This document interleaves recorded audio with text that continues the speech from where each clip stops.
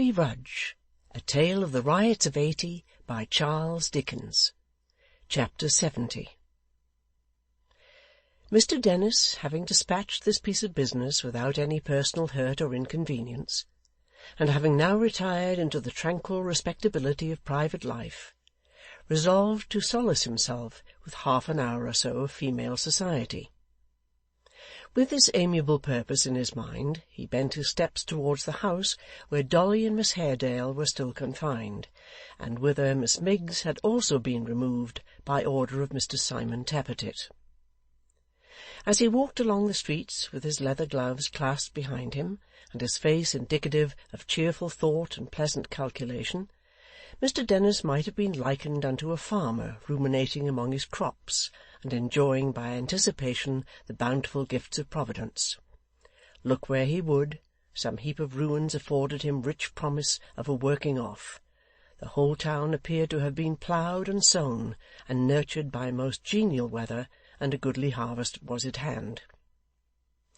Having taken up arms and resorted to deeds of violence, with the great main object of preserving the Old Bailey in all its purity, and the gallows in all its pristine usefulness and moral grandeur, it would perhaps be going too far to assert that Mr Dennis had ever distinctly contemplated and foreseen this happy state of things. He rather looked upon it as one of those beautiful dispensations which are inscrutably brought about for the behoof and advantage of good men. He felt, as it were, personally referred to in this prosperous ripening for the gibbet, and had never considered himself so much the pet and favourite child of destiny, or loved that lady so well or with such a calm and virtuous reliance, in all his life. As to being taken up himself for a rioter, and punished with the rest, Mr Dennis dismissed that possibility from his thoughts as an idle chimera, arguing that the line of conduct he had adopted at Newgate, and the service he had rendered that day, would be more than a set-off against any evidence which might identify him as a member of the crowd; that any charge of companionship which might be made against him by those who were themselves in danger would certainly go for naught; and that if any trivial indiscretion on his part should unluckily come out, the uncommon usefulness of his office at present, and the great demand for the exercise of its functions, would certainly cause it to be winked at and passed over. In a word, he had played his cards throughout with great care, had changed sides at the very nick of time, had delivered up two of the most notorious rioters, and a distinguished felon to boot, and was quite at his ease. Saving, for there is a reservation, and even Mr Dennis was not perfectly happy, saving for one circumstance, to wit, the forcible detention of Dolly and Miss Haredale in a house almost adjoining his own. This was a stumbling block, for if they were discovered and released, they could, by the testimony they had it in their power to give, place him in a situation of great jeopardy, and to set them at liberty, first extorting from them an oath of secrecy and silence, was a thing not to be thought of.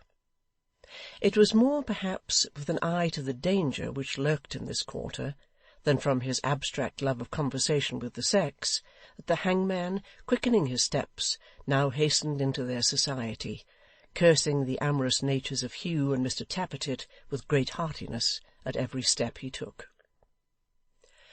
When he entered the miserable room in which they were confined, Dolly and Miss Haredale withdrew in silence to the remotest corner, but Miss Miggs, who was particularly tender of her reputation, immediately fell upon her knees and began to scream very loud, crying, "What will become of me? Where is my Simmons? Have mercy, good gentlemen, on my sex's weaknesses," with other doleful lamentations of that nature, which she delivered with great propriety and decorum. "Miss, whispered Dennis, beckoning to her with his forefinger, "come here. I won't hurt you. Come here, my lamb, will you?" On hearing this tender epithet, Miss Miggs, who had left off screaming when he opened his lips, and had listened to him attentively, began again, crying, "Oh, I'm his lamb, He says I'm his lamb. Oh, gracious, why wasn't I born old and ugly? Why was I ever made to be the youngest of six, and all of 'em dead and in their blessed graves, excepting one married sister, which is settled in Golden Lion Court, number 27, second bell handle on the—" "Don't I say I ain't a-going to hurt you?" said Dennis, pointing to a chair. "Why, miss, what's the matter?" "I don't know what made me the matter," cried Miss Miggs, clasping her hands distractedly. "Anything may be the matter." "But nothing is, I tell you," said the hangman. "First stop that noise, and come and sit down here, will you, Chucky?" The coaxing tone in which he said these latter words might have failed in its object, if he had not accompanied them with sundry sharp jerks of his thumb over one shoulder, and with divers winks and thrustings of his tongue into his cheek, from which signals the damsel gathered that he sought to speak to her apart concerning Miss Haredale and Dolly. Her curiosity being very powerful, and her jealousy by no means inactive, she arose, and with a great deal of shivering and starting back, and much muscular action among all the small bones in her throat, gradually approached him. "Sit down," said the hangman.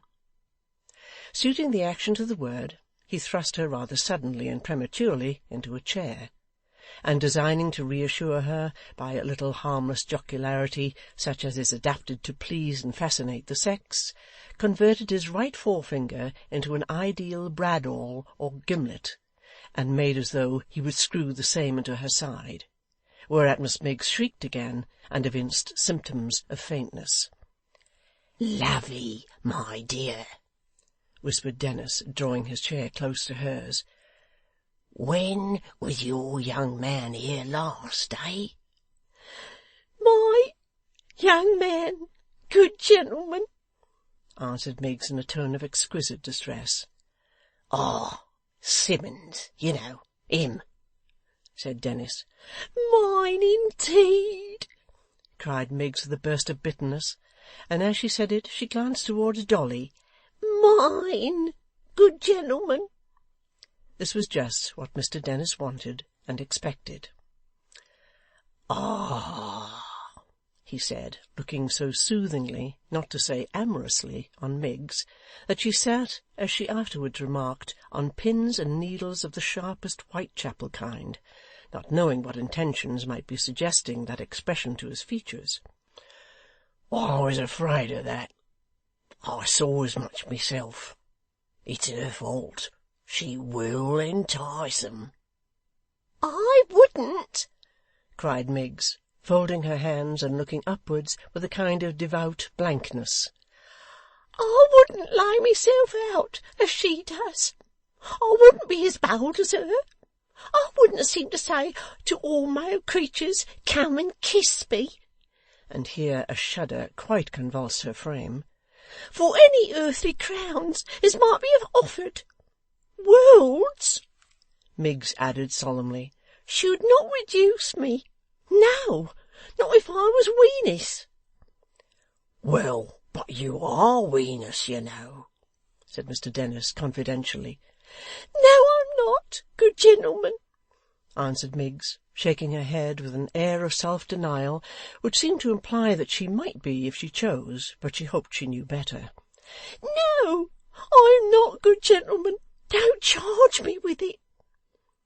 Up to this time she had turned round, every now and then, to where Dolly and Miss Haredale had retired, and uttered a scream, or groan, or laid her hand upon her heart and trembled excessively, with the view of keeping up appearances, and giving them to understand that she conversed with the visitor under protest and on compulsion, and at a great personal sacrifice, for their common good. But at this point Mr Dennis looked so very full of meaning, and gave such a singularly expressive twitch to his face as a request to her to come still nearer to him, that she abandoned these little arts, and gave him her whole and undivided attention. "When was Simmons here, I say?" quoth Dennis in her ear. "Not since yesterday morning, and then only for a few minutes. Not all day the day before." You know, he meant all along to carry off that one,' said Dennis, indicating Dolly by the slightest possible jerk of his head, 'and to hand you over to somebody else.' Miss Miggs, who had fallen into a terrible state of grief when the first part of his sentence was spoken, recovered a little at the second, and seemed by the sudden check she put upon her tears to intimate that possibly this arrangement might meet her views, and that it might, perhaps, remain an open question. 'But, unfortunately,' pursued Dennis, who observed this, 'somebody else was fond of her too, you see, and even if he wasn't, somebody else is took for a writer, and it's all over with him.' Miss Miggs relapsed. 'Now I want,' said Dennis, 'to clear this house, and to see you righted. What if I was to get her off, out of the way, eh?' Miss Miggs, brightening again, rejoined, with many breaks and pauses from excess of feeling, that temptations had been Simmons's bane; that it was not his faults, but hers, meaning Dolly's; that men did not see through these dreadful arts as women did, and therefore was caged and trapped as Simon had been; that she had no personal motives to serve, far from it; on the contrary, her intentions was good towards all parties; but forasmuch as she knowed that Simon, if united to any designing and artful minxes, she would name no names, for that was not her dispositions, to any designing and artful minxes must be made miserable and unhappy for life, she did incline towards preventions. Such, she added, was her free confessions. But as this was private feelings, and might perhaps be looked upon as vengeance, she begged the gentleman would say no more. Whatever he said, wishing to do her duty by all mankind, even by them as had ever been her bitterest enemies, she would not listen to him. With that she stopped her ears, and shook her head from side to side, to intimate to Mr Dennis that though he talked until he had no breath left, she was as deaf as any adder. "Look'ee here, my sugar-stick," said Mr Dennis. "If your view's the same as mine, and you'll only be quiet and slip away at the right time, I can have the house clear to-morrow, and be out of this trouble. Stop, though. Ah, there's the other." "Which other, sir?" asked Miggs, still with her fingers in her ears and her head shaking obstinately. "Why, the tallest one yonder," said Dennis, as he stroked his chin, and added in an undertone to himself something about not crossing Muster Gashford. Miss Miggs replied, still being profoundly deaf, that if Miss Haredale stood in the way at all, he might make himself quite easy on that score, as she had gathered from what passed between Hugh and Mr Tappertit when they were last there, that she was to be removed alone, not by them, but by somebody else, to-morrow night. Mr Dennis opened his eyes very wide at this piece of information, whistled once, considered once, and finally slapped his head once, and nodded once, as if he had got the clue to this mysterious removal, and so dismissed it. Then he imparted his design concerning Dolly to Miss Miggs, who was taken more deaf than before when he began, and so remained all through. The notable scheme was this. Mr Dennis was immediately to seek out from among the rioters some daring young fellow, and he had one in his eye, he said, who, terrified by the threats he could hold out to him, and alarmed by the capture of so many who were no better and no worse than he, would gladly avail himself of any help to get abroad, and out of harm's way, with his plunder, even though his journey were encumbered by an unwilling companion. Indeed, the unwilling companion being a beautiful girl, would probably be an additional inducement and temptation. Such a person found, he proposed to bring him there on the ensuing night, when the tall one was taken off, and Miss Miggs had purposely retired, and then that Dolly should be gagged, muffled in a cloak, and carried in any handy conveyance down to the river's side, where there were abundant means of getting her smuggled snugly off, in any small craft of doubtful character, and no questions asked.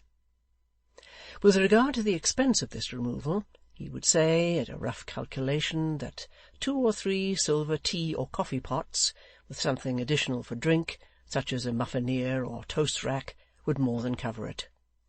Articles of plate of every kind having been buried by the rioters in several lonely parts of London, and particularly, as he knew, in St. James's Square, which, though easy of access, was little frequented after dark, and had a convenient piece of water in the midst, the needful funds were close at hand, and could be had upon the shortest notice.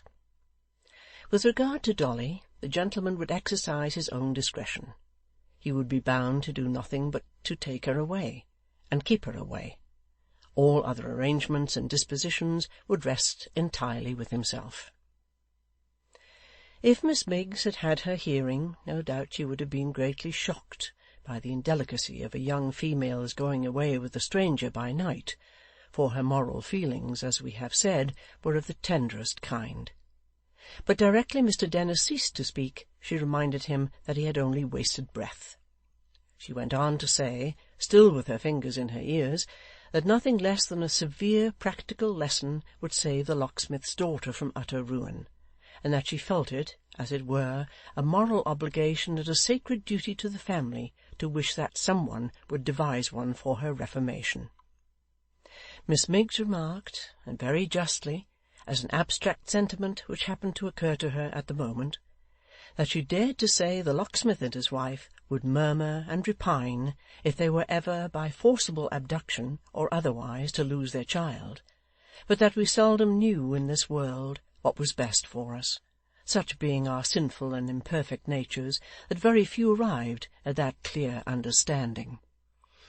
Having brought their conversation to this satisfactory end, they parted, Dennis to pursue his design and take another walk about his farm, Miss Miggs to launch, when he left her, into such a burst of mental anguish, which she gave them to understand was occasioned by certain tender things he had had the presumption and audacity to say, that little Dolly's heart was quite melted.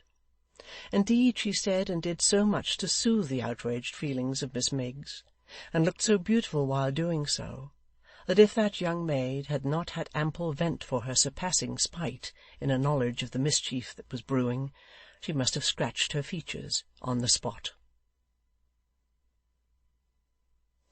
Chapter 70.